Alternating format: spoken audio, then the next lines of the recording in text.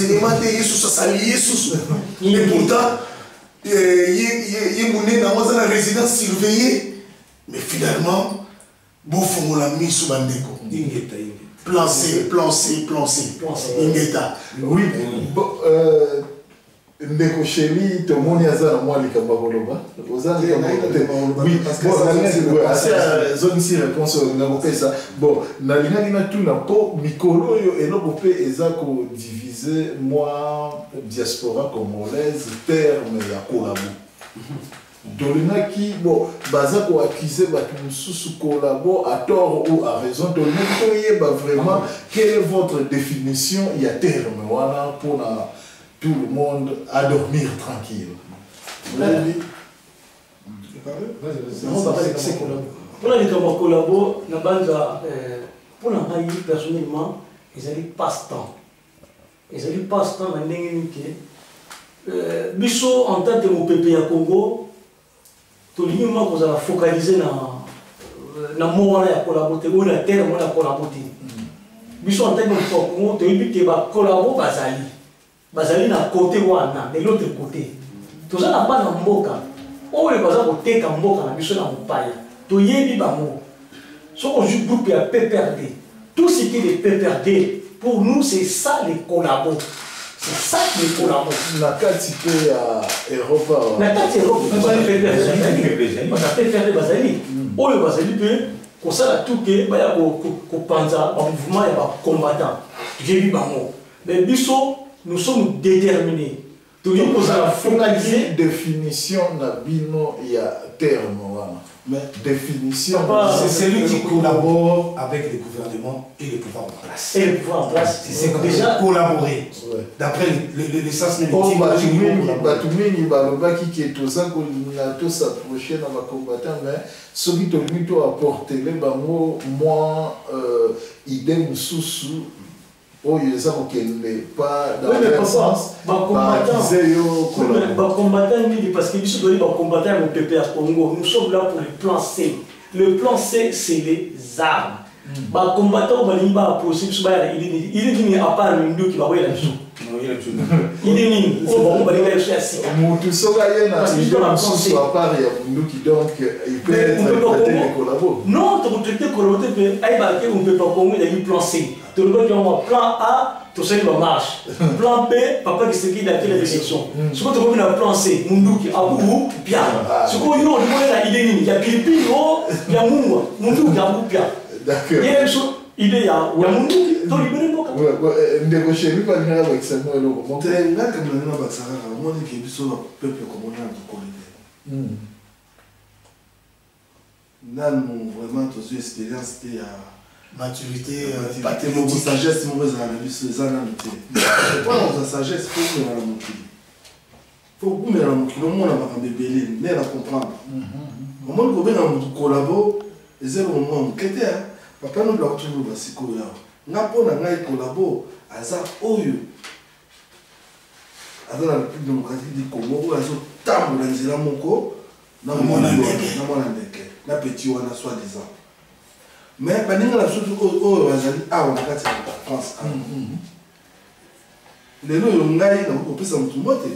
D'abord il y a venir bien longtemps toi qui ne connais moko ba parcours de monsieur avec les na les doit comme na collabo. Mais tout ça l'affection à mon cœur et amour tout là dingo. Lorsqu'on a fait ces mots dans les canaux de réalité. Yo bien on collabo. Mais même si on a fait ces mots c'est donc on a osé pas. C'est ça le problème ils ont manqué so ya ngwana. Surtout comprendre le problème wana que na ko pesa mutu mbote même à collabo na yeba esiko. Pour gagner combat na biso. C'est tout.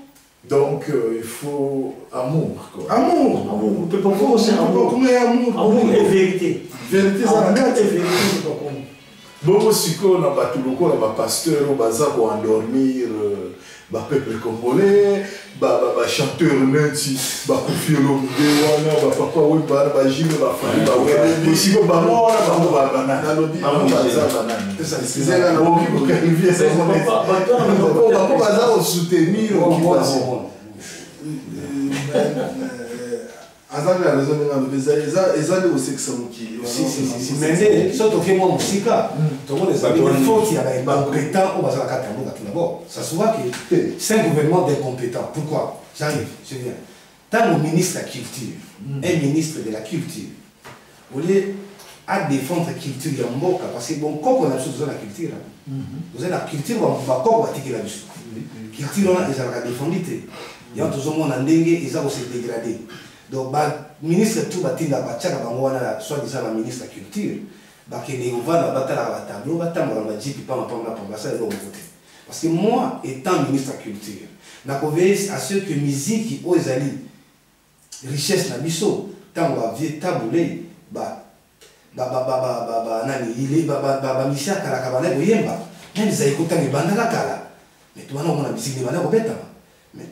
est-ce que réellement Moutouko la Zibé. Alors, moi, moi, ça tient les bousseaux. Na sawa na vandi aba na yake no. Moi, le on a vu dans tanda bi lo toke. Moi, la bi na sawa avant que vous pour mettre la musique. Où est la source, où est la source? Abolinga, azwa moi na ye, acha sogi moi na les bousseaux, ala ça va bien. Et ça on se fait là non, ils sont en train d'endormir les gens. Alors, parlons des pasteurs. C'est que nos parents, nos anciens, nos ancêtres appelaient les binzambi. Dans ça qu'on dormir partout. Ils savent ce qu'ils font.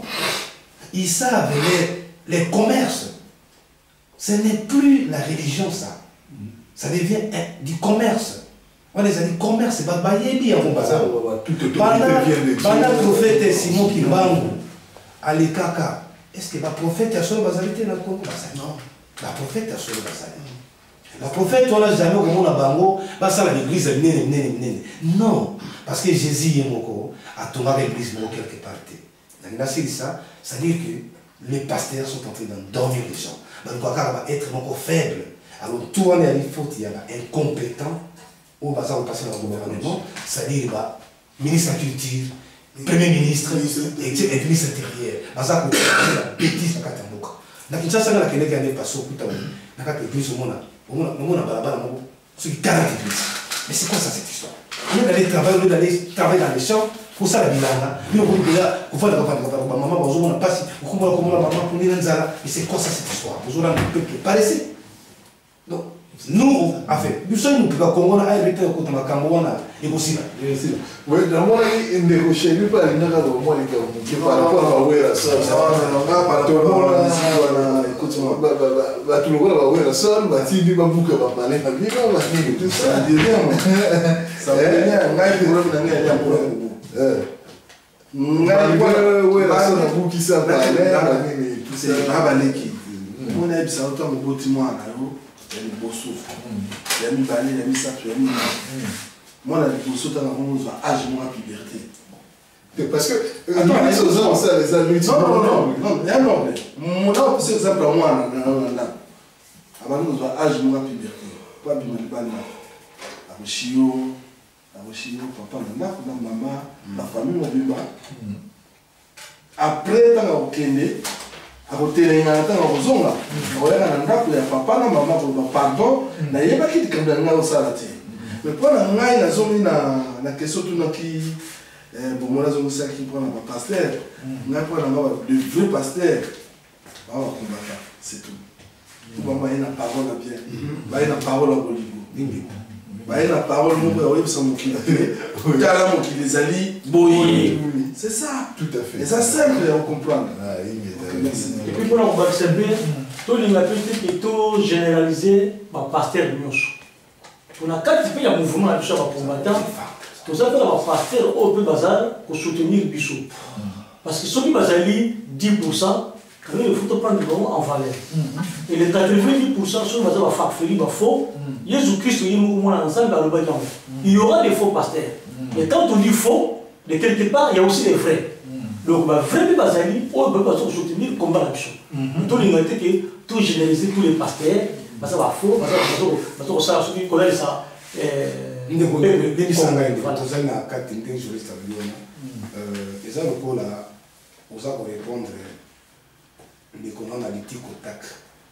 Moi, j'ai généralisé. Si j'ai généralisé parce que c'est la vérité. La vérité, Et la vérité, et c'est la vérité, et nous trouvons tous la vérité. C'est-à-dire qu'on a un témoignage. Témoignage, on a un vrai, et c'est véridique. Et c'est d'après les Écritures. Donc on n'est pas là pour répondre votre président, secrétaire, non. Bana Congo, Bandeko Nabisu, Koko Nabisu, Bayebi, on a ça. Ils sont en solo. Ce qui va véritable pasteur à Monazali. Tu connais Babango parce que je suis mort. Natango Yasuka, Makambo Morote à Sebo Salami sur l'Imanalitolo ya Messa. Bokoye Babato, Anani surtout Namisa. Alors allons-y. Donc c'est ce que je dis, c'est la vérité. Et là, on a besoin de s'assurer forcément que la banque sera à quoi est-ce que nous avons une question de mon journaliste c'est la réponse. Est-ce que les lots Oyo, toujours dans l'idéologie à Nan, il n'y a pas Simon Kimbango. Est-ce que papa Simon Kimbango a très crédible? Mais alors, on va un message. Est-ce qu'il y a l'église? Non, il faut pas la biso bana bilaka bana bilaka aussi mo ki mo biso l'église te atiki message on a bana bilaka eza oyo moni bavandi awa ba combattant tango bana ba koyeba ko reconnaître bango bana bilaka tango mongo ici ok. Oui, mais tous au monde qui bino mozako se présenter comme bana bilaka, mais tous au monde de l'autre côté batu mingi baza bolobaki non ba combattant baza c'est un conglomérat des aventuriers oyo baza bolobaka résoudre le problème administratif na bango na kati ya Europe banini tout ça sans un plan préétabli pour na ko déloger imposture banini quoi bino répondre bino moko bomoni ke bino boza bana bilaka mais bato baza na face na bino baomo na bino neti conglomérat des aventures. Tout ça c'est ton rêve. Monsieur, vous allez à la règle. On a répondu à la question. Tout à fait. Merci Mingi pour la question. Mais ce qui est dans l'association Mongo, il y a sans papier pour régler ma problème. Ce que tu as dit Mingi, tout ça, j'ai plus de 20 ans, il y a pour toi. Mais bon, pour l'interrogation, c'est pas grave. Comment voulez-vous au jour d'aujourd'hui, Mende, monsieur Mende, a commis qu'on reconnaître que même dans la haute instance, il y a un qui sont infiltrés par les Rwandais, que les Rwandais ont des ordres dans l'Est, donc il a commis combattant, le rôle à Bissot. Dieu merci, il a commis qu'on rejoindre le mouvement Moko. Alors il n'est jamais trop tard. Même après que lancé un message par Mende, le linge sale, c'est là en famille. Va rejoindre Bissot, Tobengana, Bangouna, Wana, Bissot n'a plus de solo après. Après, ouais. On n'est pas les aventuriers. On n'est pas les aventuriers. Parmi nous ici, il y a des diplômés, il y a des gens qui ont testé sur le banc de l'école, les académiciens, les universitaires, et maintenant on nous appelle des aventuriers par rapport à quoi? Oui, les mots aventuriers, souvent même les sens étymologiques même du mot aventurier. Mais ils sont là les aventuriers dans notre pays. Mais c'est reste je pense qu'il y a bien, très bien pour la vérité. Nous avons kotambola makambo ezosolola mpe très bien mais eloko na koloba kaka kobenga moto aventurier eza mo obengi moto aventurier na komba oyo moto nyonso aya na komba oyo aya kobundela mboka na ye aza na eloko moko ya makasi na nzoto na ye. Et ça va bilaka kasi baza wana na baza bana ba chef coutumier ou ba yaba obunda bitumba sa moyeba yozo bunda bitumba ya moyi mais bana vulisi ta moyeba zo bunda pe ya moyi no ya bututi au moins te ke bakena ya moyi na ya molili sikoto ko na ya molili donc nous lo baké na vie ya lelo oyo ndeto zo mona yango koloba na moto aventurier faut kanisa ingeta po mbongo eloko pamba na mokili moni mbongo ezoloko pamba bolingo leki mbongo donc so ti bolingo linga kotia soko bolingo na mabele na yo na terre na yo na village na yo wana okomprendre que c'est que bolingo yo bandi na poto olobi kobongi d'accord tobongi te pas na yo ya pas na te Si on se dit que c'est un immeuble, de Bélé, est-ce qu'on a un immeuble dans ça? Non, jamais. Mais la vie sociale n'est pas autolingue. La vie sociale du peuple congolais, tu souffres trop. Tu on est dans les zones là. Structure à l'Iatam à Caraba belge, basons c'est un monde démocratique du Congo. Tu vas vendre bien, il y a bien, placer à la bien, mon piteuse à la très bien. Et là, on pousse tout le monde. Les uns voilà. Et là, on soutient. Au bien, on va batterie. Au bien, on va voler. Au bien, on va voyou. Mais tant qu'on est là, on va aller que ça y va aller. Bon, d'abord, le président Fanny, moi, longtemps, à l'hôpital, on a retourné à moi question. Puisque tout ça, au monde, a sentir en vous, vous avez vraiment la volonté de faire libérer le pays. Et puis, il y a aussi beaucoup comme vous dans la diaspora, en Viwana. Mais si c'est quoi qui peut constituer votre dénominateur commun pour que Botswana et Salama n'abattent tout sans dispersion de forces? Et là, quel peut être les dénominateurs communs pour nous réunir? Donc, discours dénominateur commun. Donc, merci la parole à la question de Tungaï. Et logo, donc, Bolingo le Bosso d'abord. Tous à la Bolingo, Moko, tout Lingana, tous à la Moko. Donc, tous à la Liboke, Moko, tous à la Makanisina Bisso, tous à libérer Mokana Karate. Mais si tous à disperser, tous à leur Moko. Tous à la Loko, Moko, Bissoniosto, Likanisi, Moko. Au moins, Mobutu accueilli, Matika, unité.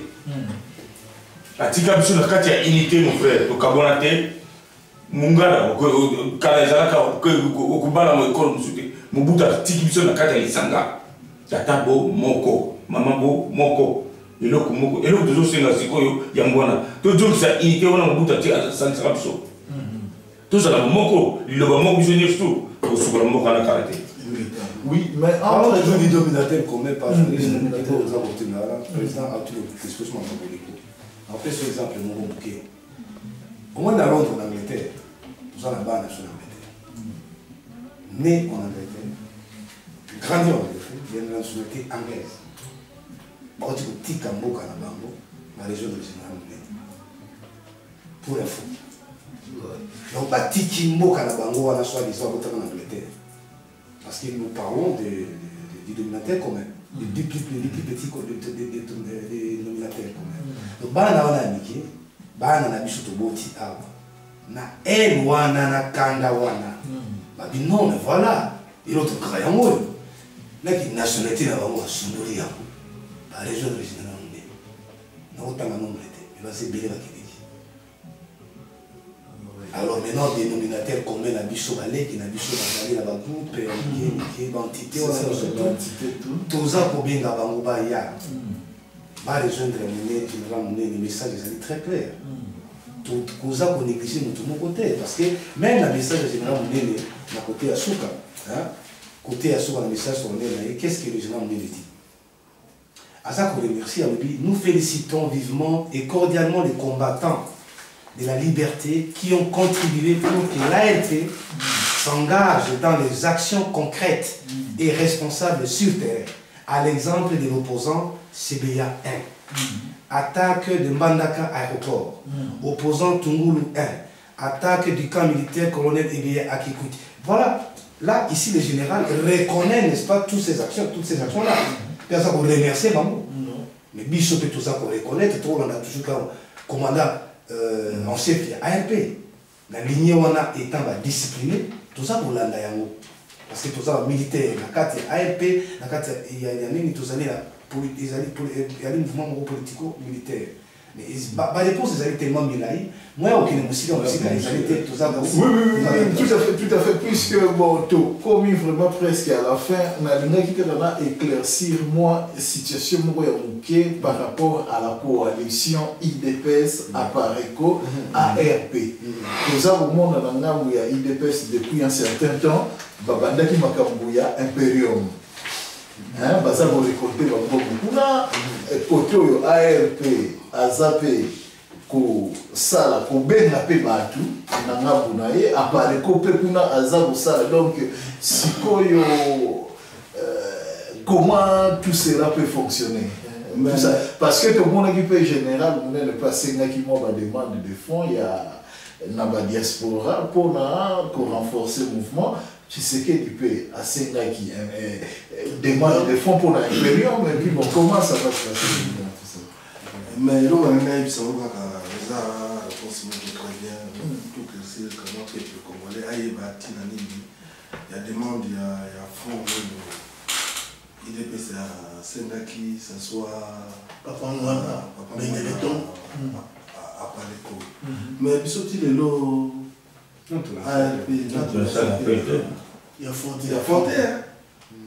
Mais, maintenant, nous allons reconnaître la vidéo générale, ça qui appelle de fond. Mais à ça qui appelle de fond, mais c'est dans tout ce côté. Numéro oyo mon amité qui le qui a mon pépé à Congo bah c'est non et vous allez mais nous on a eu biso que ça soit Isala IDPS va pesa kuna Isala Apaleko va pesa kuna Isala ARP va pesa kuna nyoso tout et vous kaka tout ça bana tata moko mama moko eza bango moko ba mikonzi ba donc c'est pas la peine bolingo il faut ça la si vous avez bolingo te na biso de la minute na obisayo neto vandi buto na bolingo so bolingo ça na obisayo comment vous allez libérer donc si notre comme vraiment sur l'émission dès que on peut pas Congo et na bolingo rien que la bolingo rien que lisanga la vérité pour tosali makambo nyonso tout tosi tokomi na suka sikoyo bolingo placé bolingo tolobi te ke bato nyonso tout bakotela moto pa Congo mais bolingo boyoki bien ndeko balobi ke na Suisse tokutelaki na basociation ebele tolobi na bango teke bokota mais boya apporter un plus na bino na kati ya plan oyo biso tolei nango oyo moto nyonso tout congolais surtout abandaki kozela depuis la nuit des temps plan nango yango oyo bolingo toporte yango mpo tozwa mboka na biso na ninga manduki oyo bango bazwaki mboka na manduki biso mpe toyei na manduki plan ya suka yango oyo d'accord bon ndeko soki neti bato wana balingi koyoka bino te balingi kocontinue toujours na bamakambo na bango ya kosala baaction awa na poto awa ya komenace ya kobeta bapersonnalité ya kointerdire baconcert ya kosala bamakambo sikoyo bino en tant que mouvement oyo boza koopérer sur le terrain relation na bino ekozala ndenge nini na bato ya ndenge wana nalobi message na biso ya liboso ya bakombata mpo bino boyoka biso ezalaki nini action topasela baaction baaction tososalaki yango toza contre le makambo wana te ngai na minute oso namoni ngai wana koloba nango te bango bayebi soko namoni kolabo na miso na ngai ngai kolia nakonalia yoko na bana ndako na bana mpo nani awa nde nani awa ezala noble ezala président na biso ezala vice président ezala secrétaire na biso lelo so boke na king bato wana bakolia biso donc nga so nazwi awa bakombato baza kobeta oyo baza kosala baaction basala mais topekisi bango te basala biloko na me baya mpe na kati ya mouvement oyo plan C tozosala tozobunda mpe bitu mbala moko eloko yango wana munde yango wana ozwi mboka na biso tous les coups sont permis oyebi ke toza na bana awa bana bango na eletro baza na posa lelo bakende mboka na bango mopepe ya kongo ndenge yali wana ezobunda bitumba mpo na bana mopepe ya kongo ezobunda bitumba te ke mpo na mikolo non génération bana bilaka génération bana soki po batikala très bien bana soki po bavivre bien ngai neti nga nasala komba na nga par rapport a papa na nga personne ayebi ngai ntango mobutu akotaka na pouvoir eyalaki na 65 papa na nga otaki mosala akoti na ndako ene wana yango onaka nango azwa eloko nyonso ya ndako panza nga nanga mwana moke nanga na ba 8 ans je crois bien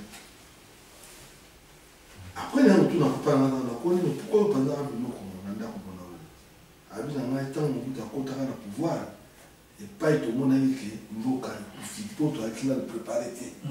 Sauf toi qui préparé, tout le monde a que bana na biso moko tokende propre to la sanzela très bien la fiti ya bakoko na biso ndenge baozala mais tozalaki trop pressé ya kowela indépendance wana et puis tozalaki pressé ya kokamata pouvoir ya kopesa mona mabutu ya mobutu mais malgré ça mobutu aye kotikela biso bolingo amour mais tokontinue na mour wana mobutu atikelaki biso so tokontinue na mour wana tolibere moko na biso c'est tout eza likambo te ke toloba gauche à droite ke boye na boye na boye non koso ya Congo alingi amour ya Congo ayete mpona finga motu mopepe ya Congo alie po tolinga na biso nyonso tout tozala ensemble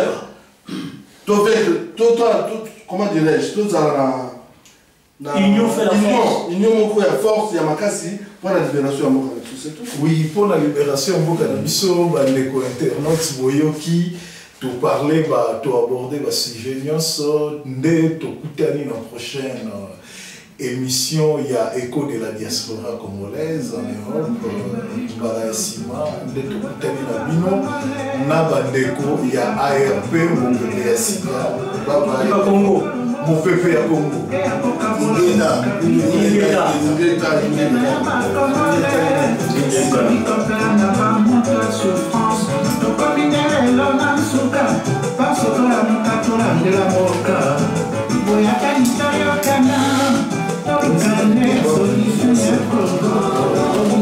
Merci beaucoup.